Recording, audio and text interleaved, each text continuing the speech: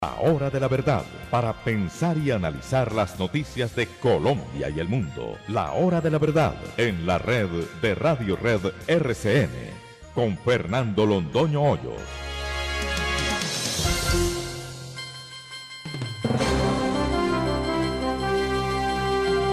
Muy buenos días. Son las 6 de la mañana de este lunes 25 de noviembre de 2019. Esta es la hora de la verdad. Y estos temas y asuntos que trataremos en la grata compañía de ustedes durante las próximas horas. Desde el punto de vista de la ciencia política más estricta, lo que hay en Colombia en este momento es la anarquía, la ausencia total del ejercicio del poder. Aquí no hay ni una monarquía, ni una aristocracia, ni una democracia, ni una tiranía, ni una oligarquía, ni una demagogia. Aquí lo que hay es anarquía, ausencia total de poder. Como el presidente resolvió que no iba a gobernar, sino a conversar, nos preguntamos, ¿y entonces quién va a gobernar? Alguien tendrá que gobernar. Los vacíos de poder se tienen que llenar de alguna manera. Si el presidente resuelve que lo que quiere no es gobernar, sino conversar, pues que converse, pero que alguien gobierne. La anarquía es el peor de los escenarios que puede tener una sociedad. Cuando nadie manda, cuando todo es confusión, cuando todo es caos. El presidente dice que va a conversar con los representantes de los 200.000 que salieron a la calle. Le preguntamos al presidente dónde quedamos los 10.800.000 que votamos por él. Supóngase que los 200.000 hayan votado por él y que ahora estén arrepentidos. Entonces, 10.800.000, ¿esos no contamos? ¿Esos no existimos? ¿Esos no le habíamos dado un mandato expreso y clarísimo para que gobernara de acuerdo a unos postulados y en la búsqueda de unos objetivos claros? ¿El presidente no había llegado ya conversado? Fue después de esa conversación con el pueblo cuando consiguió 11 millones de votos. Entonces ahora se sienta a conversar otra vez. No entendemos. La autoridad no se negocia. La autoridad se ejerce. Pase lo que pase. Lamentamos sobremanera que esté herido el joven Dylan. Claro, hay que lamentarlo. Como lamentamos que estén heridos 300 policías. Nos duelen en el alma esos 300 policías. La señora ministra del Interior dijo que se había reunido con los padres de Dylan y que estaban muy compungidos. Y con los padres de los 300 policías heridos, ¿quién se ha reunido, señora ministra? Señor ministro de Defensa, son sus hombres los que están cayendo con la cabeza rota, despedazados por estos truanes que se quieren tomar el país. ¿Quién es solidario con ellos? ¿Quién se acuerda de los policías? Ahora todas las cámaras enfocadas en un policía que disparó o no disparó contra un mayor de edad, porque dicen que tiene 18 años, que estaba en una marcha tirándole piedras a la policía. Ahí está enfocado cuál fue el policía que disparó el arma que tenía, que no era un arma letal y que se convirtió en un arma letal por una equivocación, por un error. ¿Y qué pasa con los 300 policías heridos? ¿Y qué pasa con los familiares de los policías que fueron asesinados en Santander de Quilichao? Con los padres de ellos no se reúne el señor ministro de Defensa, ni la señora ministra del Interior, ni el presidente de la República. ¿Con esas familias no se conversa? ¿No existen? No, por Dios. Quieren entregar el país, desde luego, ya el alcalde de Medellín, electo, ya pidió constituyente, ya sabemos para dónde va esto. ¿Y la gente metida debajo de la cama? No, que se meta debajo de la cama el presidente y el ministro de Defensa y el que le dé la gana. El pueblo colombiano no se mete debajo de la cama. El pueblo colombiano no se deja gobernar a las malas, a la fuerza. Entonces, que van a conversar para agilizar la agenda social. ¿Quiere decir el presidente eso qué significa? ¿Más gasto público? ¿Otra ley de financiamiento, pero a la inversa? No para recaudar fondos y tratar de tapar un hueco enorme que tiene el erario público, sino para crear otro hueco adicional. ¿Son para eso las conversaciones? Bueno, son las preguntas que se hace el ciudadano que no salió a marchar porque no le interesa la marcha, el ciudadano que no está asaltando las casas de los vecinos, el ciudadano que quiere vivir. Esas son las preguntas que ese ciudadano se hace. ¿Qué dicen las cacerolas? Porque es que ahora resulta que la sublevación es contra el régimen existente. El señor Juan Lozano, que ha sido tan distinguida y tan elocuente y tan profunda persona en sus análisis, hoy nos desconcierta y dice que él está de acuerdo que se converse para cerrar la brecha. A ver, ¿cómo, doctor Lozano? ¿Cómo, doctor Lozano? ¿Cómo se va a cerrar la brecha con los millones de desocupados que hay en Colombia? ¿No es creando empresa? ¿No es desarrollando negocios? ¿No es creando un ambiente propicio para que la gente se ponga a trabajar? Me parece a mí que ese es el primer camino para cerrar la brecha, darle empleo a los que no tienen, darle empleo formal a los que tienen lo que se llama el empleo informal, que es un maquillaje del desempleo. Cerrar la brecha, que tengan un empleo. Cerrar la brecha, que haya exportaciones, que el país se ponga a trabajar y que sea competitivo y que lo haga con alegría y con fe.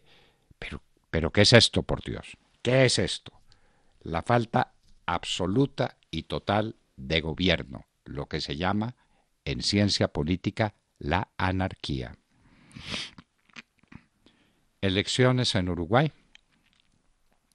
Habría desde luego un empate técnico, pero todo indica que el ganador es el señor Lacalle. A pesar de todos los pesares, la derecha volvería al Uruguay. Bienvenida. China dice que quiere acuerdo con los Estados Unidos, pero que no tiene miedo.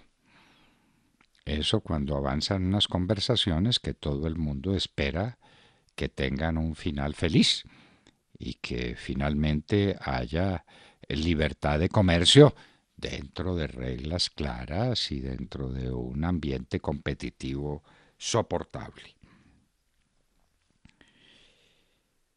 Federer-Zverev, el partido que no se dio. Volvamos a la tragedia del fin de semana. La pregunta es ¿quién va a perder la plata? La plata de la boleta la pierde el que fue hasta allá para que le dijeran que la turba iba camino del Movistar Arena que saliera corriendo y perdió su plata. ¿O va a reclamar su plata porque un empresario le prometió un espectáculo que no le dio? La obligación del empresario es dar un espectáculo. ¿Y ese empresario qué va a hacer? Nos lo preguntamos nosotros.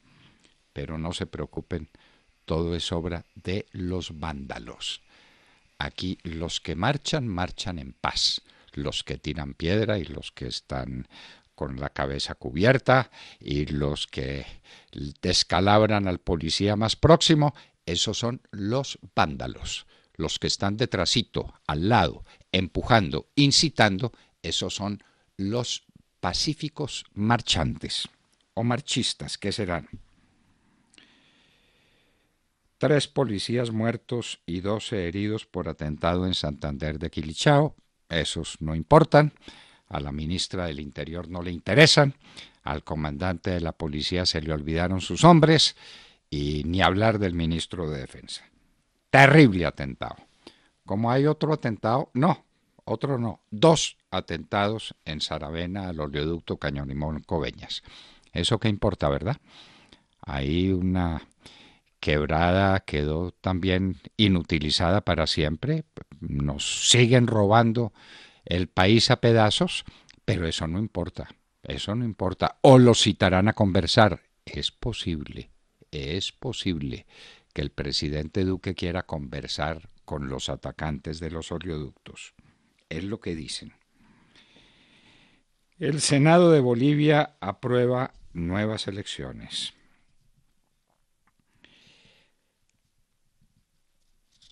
En el país se cuentan 300 policías heridos. Volvemos con nuestra noticia. Esos son muchachos de este pueblo. Gente que está velando por nuestra seguridad y a la que no le permiten defenderse. Tenemos constancia, escuchamos las órdenes de los comandantes de la policía diciéndole a sus hombres que no se defienda, que se dejen agredir. No. Uno no tiene una policía para que sirva de mártir y para que la despedacen ante nuestros ojos. No, más bien disuélvala y entréguele de una vez esto a los bandidos. En los Estados Unidos, otro más en la arena demócrata. El millonario Michael Bloomberg entra en campaña. Otra gracia de la tutela. La migración ahora la deciden los jueces. Iban a deportar a un venezolano que estaba haciendo espionaje en la casa del presidente Duque y tomando fotografías y haciendo cosas indebidas. Migración ordenó deportarlo, pero un juez de tutela se lo impidió. ¿Aquí quién manda? ¿Quién manda? La maldita tutela acabó con el orden jurídico de este país también.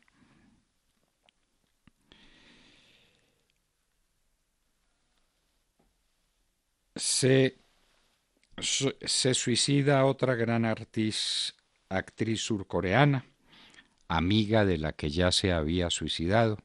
¿Qué es lo que está pasando en el mundo? Otros 13 muertos en Irak en las últimas 24 horas. El caos en Irán. Habían cerrado el internet para que no se viera lo que estaba pasando, como eran las protestas por el aumento del 50% en el precio de la gasolina. De un país empobrecido, de un país que no tiene cómo vivir, lo único que tiene es uranio y bomba atómica, si es que la tiene ya. La situación del pueblo es terrible. Se levantó, se insubordinó, cerraron el internet, lo volvieron a abrir. Y ahí está claro, todo el mundo puede ver lo que es la tragedia de Irán. Erdogan, el presidente de Turquía, viaja a Qatar. Ustedes saben que Qatar está bloqueada por Arabia Saudita, que hay una situación terrible entre los dos países, mucho más grande Arabia Saudita que Qatar. Pero Erdogan, el presidente de Turquía, viaja a Qatar y discute con el emir de Qatar qué es lo que se puede hacer para romper el bloqueo de Arabia Saudita. Cierran en Egipto uno de los últimos diarios independientes que quedaban. En los Estados Unidos, Victoria's Secret.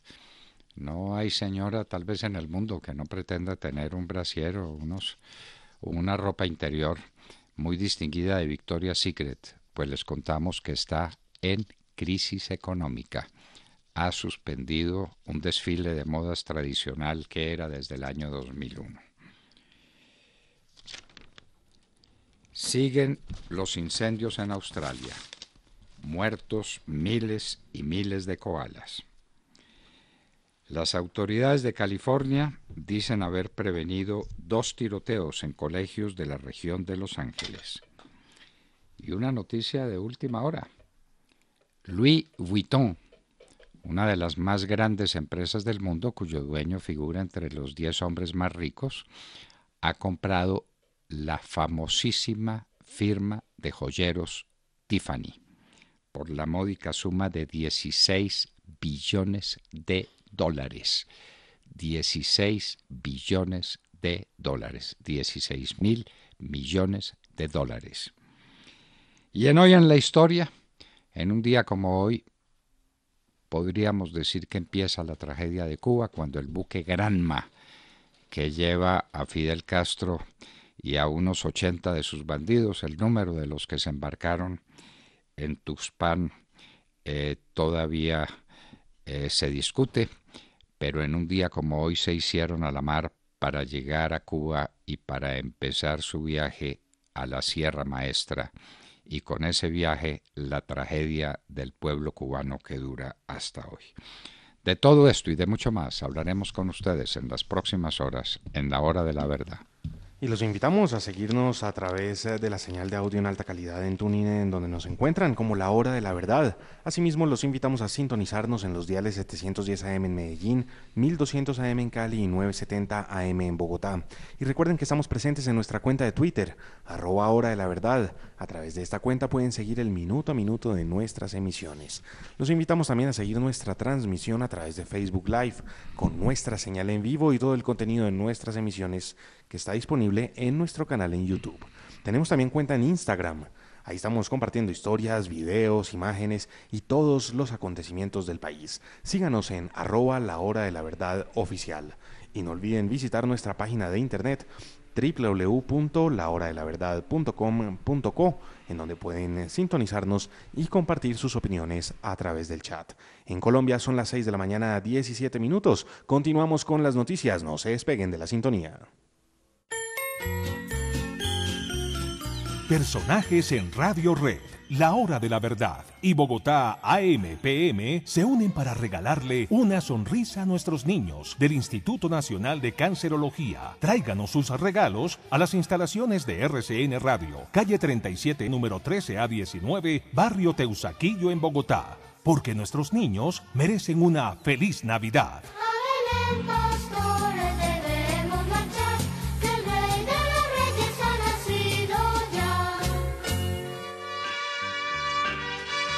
¿Sabes de qué tengo ganas?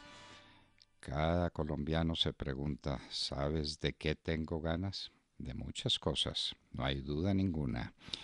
Con esta canción tan hermosa y con esta pregunta tan sugestiva, saludemos la mañana, Sergio Gel. Doctor Londoño, muy buenos días para usted, para todos nuestros oyentes. Un fin de semana de terror, el que se vivió en Bogotá. Todo empezó el viernes con bloqueos y movilizaciones desde temprano en la mañana, movilizaciones no autorizadas, bloqueos por supuesto no autorizados en la capital del país, que obligaron desde muy temprano a la fuerza pública a hacer frente a la situación en la que se presentaron terribles hechos como el secuestro de buses del SITP, uno de ellos que además fue utilizado como arma para reventar las puertas de locales comerciales, con lo que hirieron de gravedad a 3 empleados de una tienda de cadena, de lo que pocos se acuerdan. Porque los hechos que sucedieron fueron escalando de tensión, y la situación fue escalando. Se fue complicando mucho cuando comenzaba la tarde del viernes y cuando la mayoría de colegios decidieron enviar a los niños a sus casas, cuando el comercio decidió cerrar sus puertas y proteger sus locales, cuando los bancos también decidieron cerrar sus puertas y enviar a sus empleados a sus casas. Y esto mientras los actos de vandalismo se esparcían por la ciudad sin control, hablamos de Bogotá, y sin que nadie tomara las medidas que muchos solicitaban. Mientras la noche peligrosamente se acercaba, caía la noche y el pánico se empezaba a apoderar de la ciudadanía, que comenzaba a oír de desmanes y de ataques a conjuntos residenciales. Hasta que finalmente llegó el toque de queda, algo que muchísimos, miles de ciudadanos jamás habíamos vivido. Un toque de queda en la capital del país y que se extendió a todos los municipios aledaños, mientras la gente montó guardia en sus conjuntos residenciales y en sus barrios, y comenzó a circular información de ataques precisamente a conjuntos. Comenzaron a sonar las sirenas a lo largo y ancho de la ciudad, lo que impidió además que miles de ciudadanos durmieran tranquilos durante la noche del viernes y la madrugada del sábado. Esto mientras la policía y el ejército patrullaban de manera conjunta la capital del país en una operación sin precedentes, y logrando así restablecer el orden público.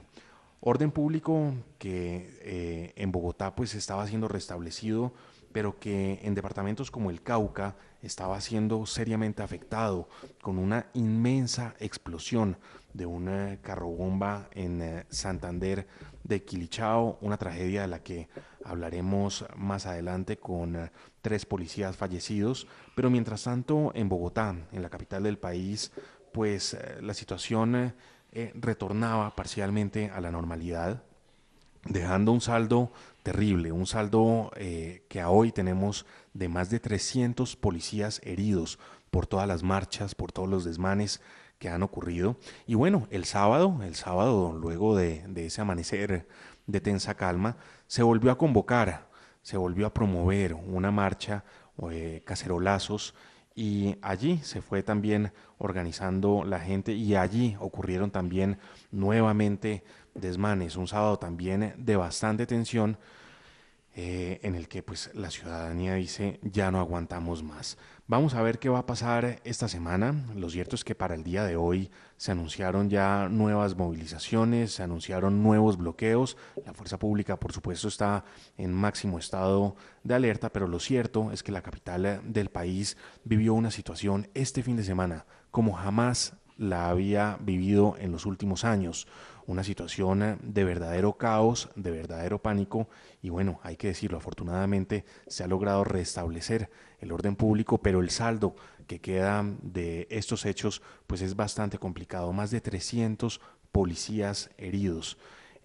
Una situación pues bastante delicada, y por supuesto el vandalismo que se extendió por amplios sectores de la ciudad. Son decenas las estaciones de Transmilenio que en este momento pues están completamente inutilizadas por el estado en el que quedaron, y Transmilenio pues hace un llamado también a la calma, a la paciencia, porque está tratando de operar con lo que queda, con lo que hay y con lo que el vandalismo dejó luego de este fin de semana de caos en la capital del país. Usted dice que la inmensa mayoría de los colombianos no había vivido una situación parecida. En el año 77 hubo toque de queda por los terribles acontecimientos de ese año, que en Bogotá se concentraron especialmente en un barrio donde por desgracia hubo muertos y una situación muy delicada.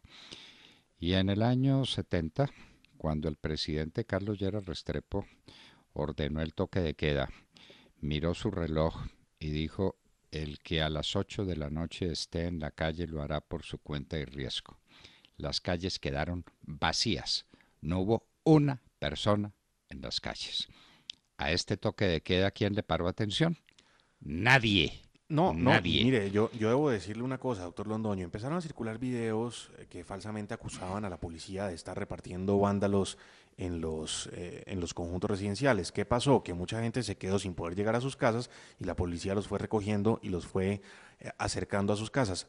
Mi entender de un toque de queda es que eso no debe ser así. Una persona que está en la calle debe ser conducida a una estación, al estadio, a un sitio que dispongan, pero pues no acercándolos a las casas. Y eso generó una confusión completamente innecesaria, porque pues teníamos entendido que un toque de queda era para cumplirlo, para respetarlo y para atenerse a las consecuencias si lo cogían a uno en la calle. Pero vimos escenas en la calle en donde pues usaban el transporte de la policía para acercar a la gente a sus casas. Esa es la policía cercana que tanto claman estos protestantes. Es la policía que no es opresora, que acerca a los habitantes a sus casas en vez de conducirlos, pero bueno, teníamos otro concepto de lo que el toque de queda significaba.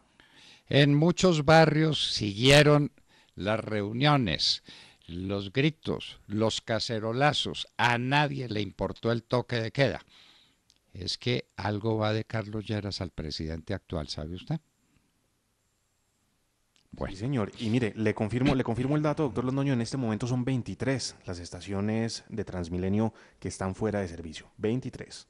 23 estaciones quemadas, arruinadas, vueltas pedazos. Hay una mujer que parece muy distinguida y muy conocida, una bloguera, que mostraba cómo volvía pedazos las instalaciones de un Transmilenio y los equipos que hay en la estación de Transmilenio para que funcione. ¿Está presa? ¿La detuvieron? La famosa EPA Colombia, que se ve martillando a martillazos cogiendo una estación de Transmilenio, sí señor. ¿Está presa? No, es que no tenemos un ministro de Defensa con pantalones, ni tenemos una ministra de Justicia que haga lo suyo, ni hay fiscal general de la Nación. Por eso insistimos, aquí lo que hay en Colombia es anarquía, ausencia total de gobierno. De este gobierno no se puede predicar que es bueno, que es regular, que es malo, no, en absoluto.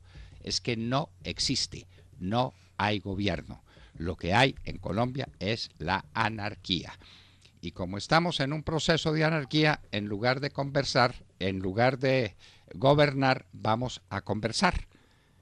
Bueno, y es que elegimos un presidente que creímos que ya había conversado y que venía a gobernar, a hacer respetar la Constitución y las leyes de la República y a cumplir una agenda de trabajo que propuso en su campaña. Aquí tenemos las grabaciones que nos dio sobre el desarrollo económico, sobre la creación del empleo, sobre hacer respetar el orden constitucional de la República, sobre el combate contra los mafiosos y contra los bandidos. Ah, no, pero ahora empezamos a conversar. Dios nos tenga de su mano. De Mar Córdoba. Doctor Fernando, compañeros de la mesa, oyentes de la Hora de la Verdad, muy buenos días. Hoy más que nunca retumba en nuestras mentes la frase célebre: quien se humilla para evitar la guerra se queda con la humillación y con la guerra. Winston Churchill, el primer ministro del Reino Unido entre 1940 y 1945. En medio del terrorismo que se vivió en las calles este fin de semana, donde hordas de delincuentes hirieron a más de 300 policías, dañaron estaciones y buses de Transmilenio y amenazaron con mantener las protestas que han causado miles de millones de pesos en pérdidas, empieza a surgir una idea de Asamblea Nacional Constituyente. El primero en lanzar la especie para presionar al gobierno nacional para que se siente en un diálogo fue el procurador Fernando Carrillo, hombre que sabe muy bien cómo es el proceso, pues él fue uno de los impulsores de la séptima papeleta en la Constituyente del 91. El procurador dejó su papel de jefe del Ministerio Público para proponer el diálogo nacional que claramente terminará con la idea de constituyente, como lo dice ahora el alcalde electo de Medellín, Daniel Quintero. Dijo el fin de semana el procurador Fernando Carrillo que hay que convocar una gran instancia que permita un acuerdo nacional. En un momento que tiene que ser un momento de ecuanimidad, de serenidad. Tenemos que pensar en que tenemos que sintonizarnos con la opinión pública, en escuchar a la ciudadanía y como resultado de eso proponer un gran consenso nacional, convocar una instancia para un gran acuerdo nacional que convierta esto en una oportunidad para hacer las grandes transformaciones sociales que necesita Colombia en este momento. ¿Esto no es acaso una constituyente o será que lo estamos malinterpretando al señor procurador? El tema es que el domingo el presidente Iván Duque convocó a ese gran diálogo nacional y durante el día de ayer se reunió con los alcaldes y los gobernadores electos para el próximo año que van a asumir su mandato. El presidente Iván Duque dijo que los ciudadanos se expresan y él los está escuchando. Esta es parte de las declaraciones que entregaba el señor presidente luego de la reunión con alcaldes y gobernadores. Estamos en momentos donde el país ve expresiones ciudadanas con preocupación, pero también ve expresiones ciudadanas con admiración. Los ciudadanos de Colombia se expresan, los que marchan y los que no marchan. Muchos de ellos tienen insatisfacciones acumuladas por años, por décadas, y sus anhelos hoy son los que más nos exigen. Pero yo quiero de verdad decirles que no hay un solo día en que este gobierno no se despierte tratando de atender las necesidades de todos los colombianos. Bueno, el presidente Iván Duque hoy escucha a los 200.000 que salieron a marchar, según las cifras entregadas por el Ministerio del Interior, y como para cuándo escuchará a los 10.373.080 colombianos que lo eligieron para gobernar, para cambiar el acuerdo con las FARC, para darle seguridad jurídica a la fuerza pública, para regresar a la seguridad a Colombia no con conversaciones, sino con el poder de nuestra fuerza pública. El presidente Iván Duque iniciará una ronda de conversaciones con los que están incendiando a Colombia esta semana. Pero ¿qué sentido tiene conversar con un grupo de personas que salió a las calles por una reforma laboral y pensional que no existen? O sea, en su mayoría salieron sin razón o buscando cualquier excusa en las calles, como ocurrió en Chile. Pero en consecuencia de la presión de la extrema izquierda que sigue el libreto del Foro de Sao Paulo, con voces como la de Gustavo Petro o de Gustavo Bolívar, salió ayer el alcalde electo de Medellín, Daniel Quintero, pupilo de Petro, a pedirle al presidente Iván Duque que convoque una asamblea constituyente. Pues es que el paro no ha terminado, lo que hay que hacer es un llamado a escuchar a la gente. Este es el momento, esta es la oportunidad para hacer ese llamado a una Asamblea Nacional Constituyente. Esto no se resuelve con pañitos de agua tibia. El reto que tenemos en Colombia no es tan chiquito y supera incluso a los gobernantes de turno. Necesitamos cambiar el andamiaje institucional si queremos cambiar al país. Y para terminar, como usted dice en su columna para esta semana. ¿Quién era ese que hablaba? Daniel Quintero, alcalde de electo de Medellín, sí señor. ¿Y por qué no eligieron en Medellín un alcalde que pudiera gobernar y que manejara la situación y que le diera a los medellinenses seguridad, en lugar de elegir a un tipo que dice él que esto desborda a los dignatarios, a los alcaldes? Entonces, ¿para qué eligieron ese sujeto? Pero permítame, yo termino esta presentación, doctor Fernando, con una parte de su columna para esta semana titulada El presidente que no oye, que se encuentra en nuestra página de internet www.lahoradelaverdad.com.co, ya está ahí colgada. Dice usted, el problema no está en la gente que grita y abolla cacerolas, en los idiotas útiles. El problema está en que hay una revolución comunista ad portas, movida por Cuba, por Maduro y por Petro, y por las FARC y los verdes, que el presidente no nota en la mitad de la trifulca. Sí, es que yo empiezo por recordar que a Luis XVI se le ocurrió preguntarle a su ayuda de cámara en el Palacio de Versalles cuando oyó el griterío, el bochinche de la gente que llegaba de París a exigir lo que exigió finalmente después, que fue su cabeza. Y entonces le preguntó a su ayuda de cámara, ¿qué es este bochinche? No, Su Majestad, no es un bochinche, es una revolución. Es que lo que hay aquí no es un bochinche, lo que hay aquí no es una cosa para conversar, es que se quieren tomar el país los de Fidel Castro y los de Chávez y los de toda la izquierda de Latinoamérica. Eso es lo que está pasando. Esos que están quemando Transmilenios, esos que quieren asaltar los conjuntos residenciales, esos que quieren incendiar las ciudades, no solamente a Bogotá, esos no están para conversar. Esos vienen es por el país y por el gobierno. Tatiana Guerrero. Buenos días, doctor Fernando, compañeros, ya toda nuestra querida audiencia. Con más del 95% de las mesas escrutadas se presenta un empate técnico en esta segunda vuelta de elecciones presidenciales en Uruguay. Recordemos que la primera vuelta de las elecciones presidenciales y parlamentarias en ese país se llevó a cabo el domingo 27 de octubre del presente año. El candidato de la derecha, Luis Lacalle Pou, logra una ventaja de menos de 1,5 puntos frente a su rival, el candidato del Frente Amplio, Daniel Martínez. Ahora, la Corte Electoral deberá examinar los votos y hará un reconteo para declarar un ganador. Según versiones, este reconteo de los votos se alargaría hasta el próximo jueves.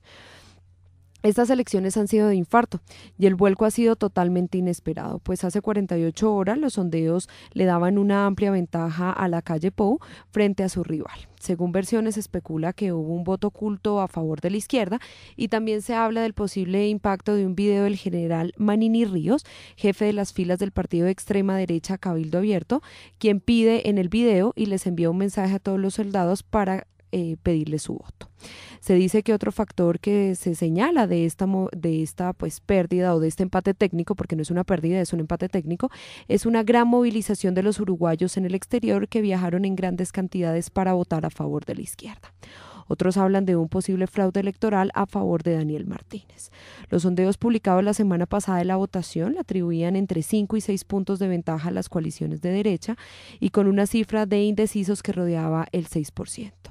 Por bien que le vaya en los comicios a Martínez, la izquierda, que obtuvo 3 mayorías parlamentarias consecutivas hasta estas presidenciales, puede lamentarse por haber perdido numerosos votantes desde las elecciones de 2014.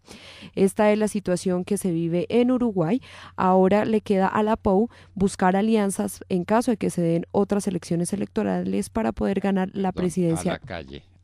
Lacalle Pou deberá buscar alianzas para así ganar las elecciones presidenciales en ese país. Bueno, esperemos pues que esto se confirme y que tengamos en Uruguay un gobierno de derecha después de 15 años de un gobierno de izquierda que dejó tras de sí lo que dejan todos los gobiernos de izquierda: tristezas, insatisfacciones, dolores, amarguras, malos recuerdos. Tata Castro. Muy buenos días a todos. En el tema deportivo les cuento que Flamengo terminó campeón de la Copa Libertadores de América. Después de 38 años volvió a obtener el título de este torneo continental tras vencer este sábado 2-1 a River Plate en la primera final única en 60 años de historia en este evento que se jugó en la ciudad de Lima. River Plate estuvo arriba en el marcador hasta el minuto 89 gracias al único gol anotado por el colombiano Rafael Santos Borré en el minuto 14. Pero Gabriel Barbosa, llamado Gabigol, les aguó la fiesta y anotó 2 goles, el primero en el 89 y el segundo en el minuto 92, dándole al conjunto brasilero el segundo título en la Libertadores. Con la victoria, Flamengo recibió un premio de $12 millones y firmó su presencia en el Mundial de Clubes de la FIFA que se llevará a cabo este diciembre en Qatar. Desenlace inesperado en la final de la Copa Libertadores, doctor Londoño. Flamengo le dio vuelta al partido y es el nuevo rey de América. Todo lo que no hizo en 88 minutos se le dio en el final. Su racha de partidos sin perder continúa intacta, ya son 26. Los de Gallardo se fueron con las manos vacías luego de haber hecho un buen partido. Así es el fútbol. Y Flamengo, mientras celebraba en Río de Janeiro un día después de la Libertadores, se proclamó campeón del Brasileirao, gracias a la derrota 1-2 de Palmeiras ante Gremio ayer. Otro título para celebrar. Más adelante en nuestra sección deportiva ampliaremos esta y otras noticias. Los partidos se acaban cuando se acaban y no antes. Sí, señor.